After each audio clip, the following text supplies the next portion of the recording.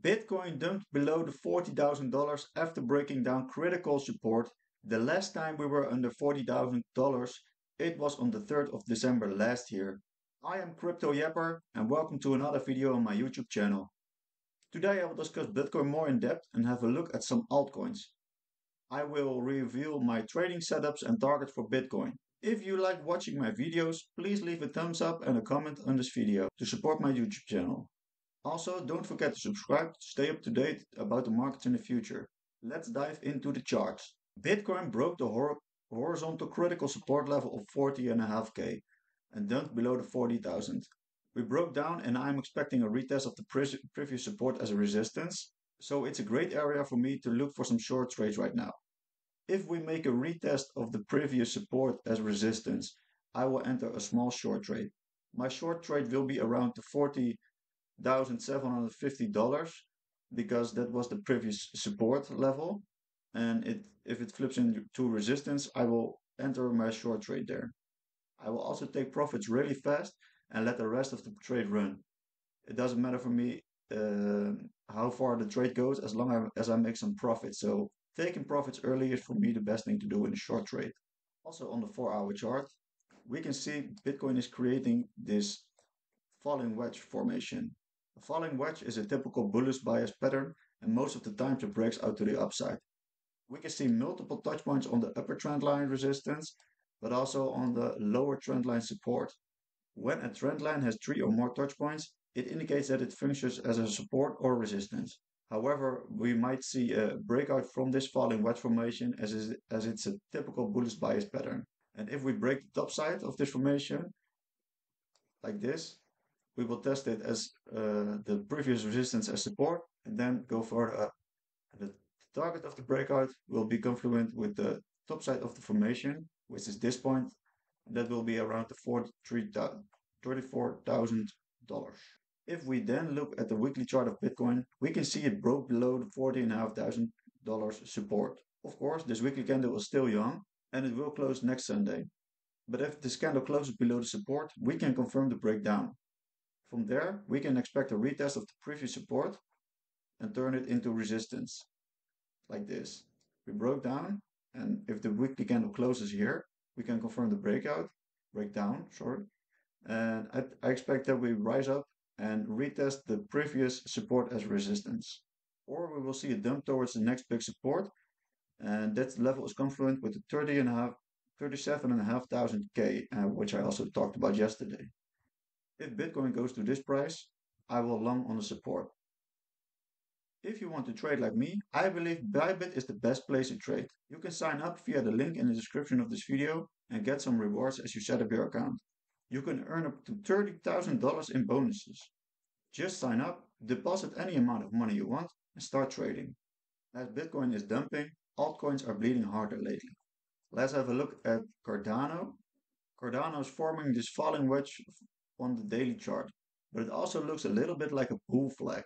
After the big run up from last year from the 24 cents to this almost the 70 cents, it's now consolidating in this falling wedge pattern, which can also be seen as a bull flag. Currently, we are trading at 48 cents.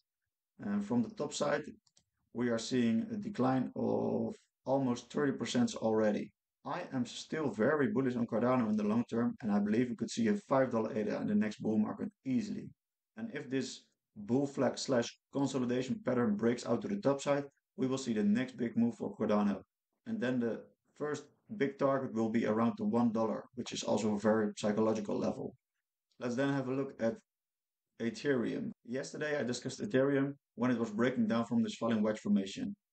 As the breakdown was confirmed, we then saw a retest of the previous support and turn it into resistance. As you can see here, we broke down and then we turn it into resistance.